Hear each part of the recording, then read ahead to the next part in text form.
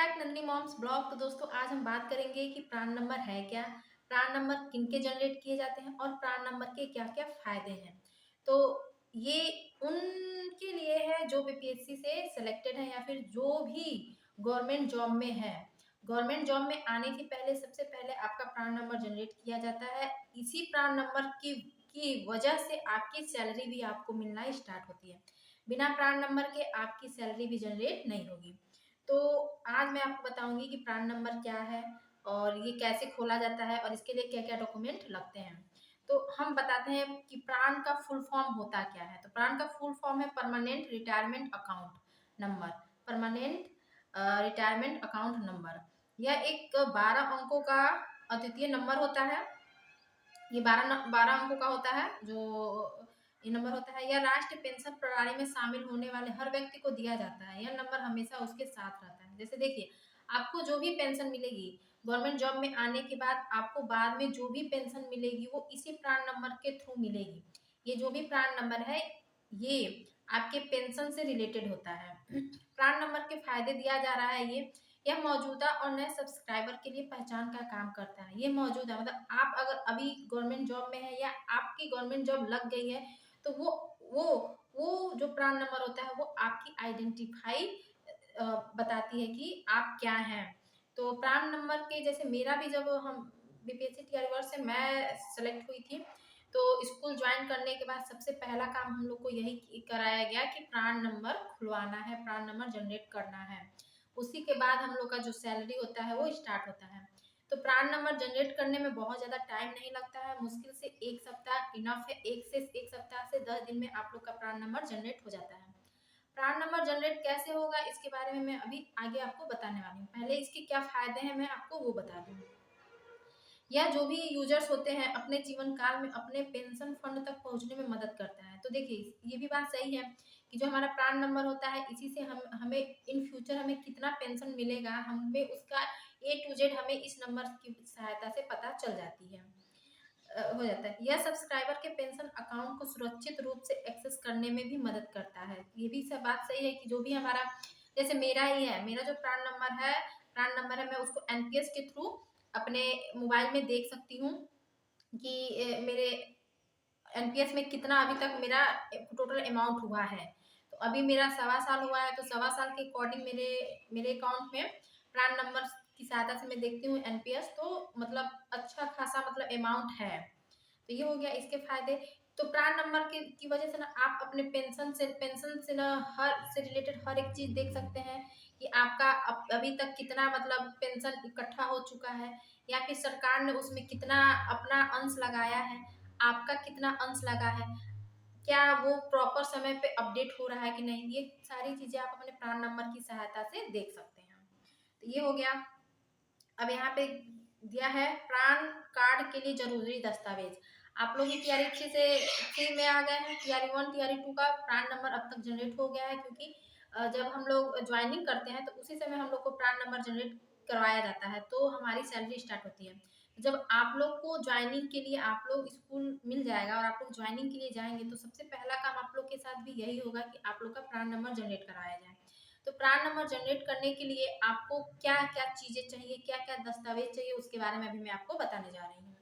तो इसके लिए सबसे पहले कि आपके पास आधार कार्ड होना चाहिए, पैन कार्ड भी होना चाहिए, अस्थायी खाता संख्या आयकर विभाग से जारी अस्थायी शाखा मतलब खाता संख्या होना चाहिए। एसबीआई से ही रिलेटेड हो तो ज्यादा बेटर रहता है। पासपोर्ट साइज फोटो की स्कैन की गई कॉपी। पासपोर्ट साइज फोटो आपकी लगती है, एक ही फोटो लगता है। बैंक पासबुक या कैंसिल किए गए चेक की स्कैन कॉपी। मान लीजिए अगर आपके पास उस समय बैंक का पासबुक नहीं है तो अगर आप चेक यूज करते हो तो चेक को कैंसिल करके वो भी लगा सकते हैं तो आपका प्राण नंबर जनरेट होने में कोई दिक्कत नहीं होगी। आपके हस्ताक्षर की स्कैन कॉपी, आप अपना सिग्नेचर किसी सादे पेज पे कर लीजिएगा तो उसको स्कैन करके वो अपलोड हो जाती है। पासपोर्ट की स्कैन कॉपी मतलब आपके फोटो का भी जो होता है ना उसको भी स्कैन कॉपी करके ही वो लगाया जाता है। पैन कार्ड के बारे में ये रही कि क्या क्या दस्तावेज लगेंगे। तो बहुत ज़्यादा दस्तावेज नहीं है। आधार कार्ड, पैन कार्ड, अस्थाई खाता संख्या, पासपोर्ट साइज फोटो, आपके हस्ताक्षर, ये चीज़ें लगती हैं। वो प्रान नंबर जनरेट करने में, हाँ, प्रान नंबर जनरेट करने के समय भी आपसे ना पूछा जाता है कि आप नॉमिनी किसे बनाना चाहते हैं।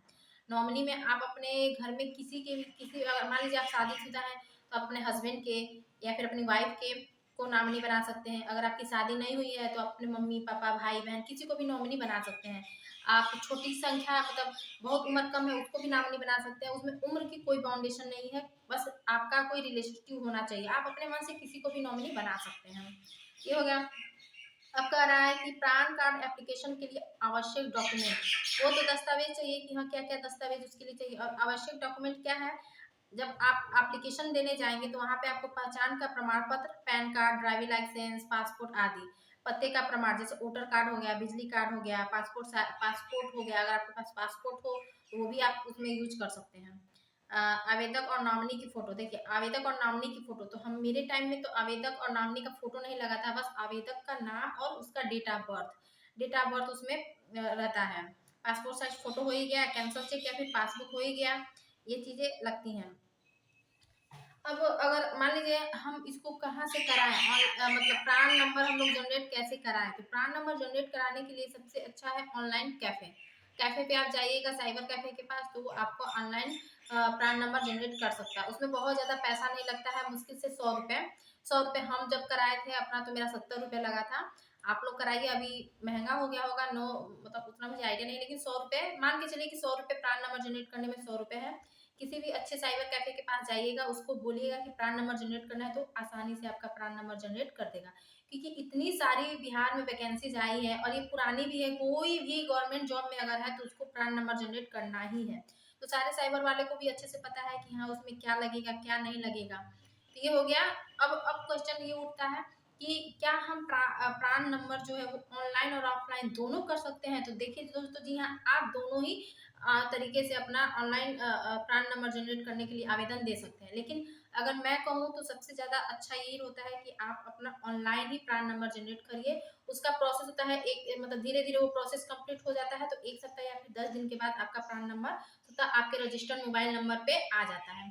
फिर आप उस प्रान नंबर को जो होता है उसका एक कार्ड होता है, आईडी कार्ड की जैसे आता है, वो आईडी कार्ड आप डाउनलोड करके रख लीजिएगा, तो वो आपका इन फ्यूचर काम करेगा।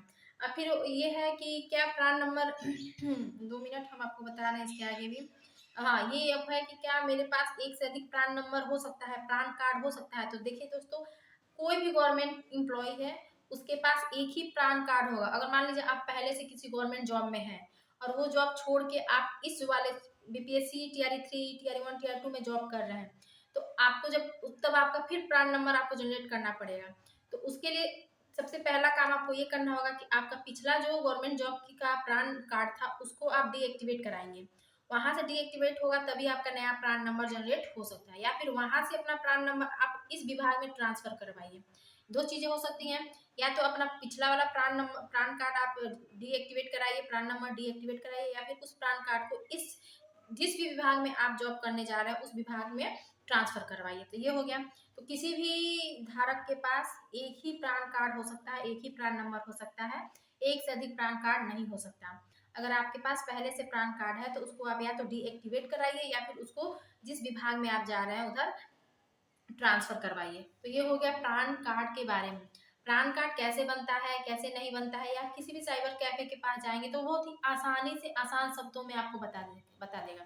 मेरा काम इतना था कि मैं आपको बताऊंगी प्रान नंबर होता क्या है। जो भी आप बीपीएससी टीआरई 3 से सिलेक्टेड कैंडिडेट हैं, आप ज्वाइनिंग के बाद सबसे पहला काम आप लोग का यही होगा कि आपका प्रान नंबर जनरेट कराया जाए। प्रान नंबर जनरेट होने के बाद ही आप लोग की सैलरी चालू होती है। बिना प्रान नंबर के आपकी सैलरी चालू नहीं होगी।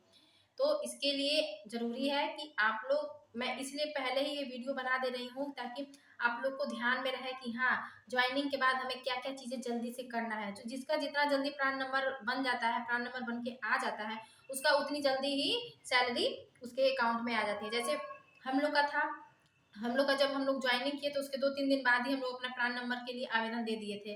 आवेदन देने के बाद 10 दिन के अंदर मेरा मतलब प्रान नंबर मेरे मोबाइल नंबर पे आ गया। तो और हम लोगों ने उसको ऑनलाइन जाके एनपीएस एक वो लिंक होता है, उस पर जाके हमने अपना प्रान कार्ड मतलब डाउनलोड कर लिया था। तो वो जो कार्ड होता है ना, डाउनलोड कर लिया था, उस कार्ड की वजह से ही आपकी सैलरी खुलेगी। तो आप लोग को भी सबसे पहला यही काम करना है कि ज्वाइनिंग के बाद सबसे पहला काम प्राण नंबर जनरेट करना है। तो बस आज की वीडियो में इतना ही। आई होप कि ये जानकारी आपको अच्छी लगी होगी।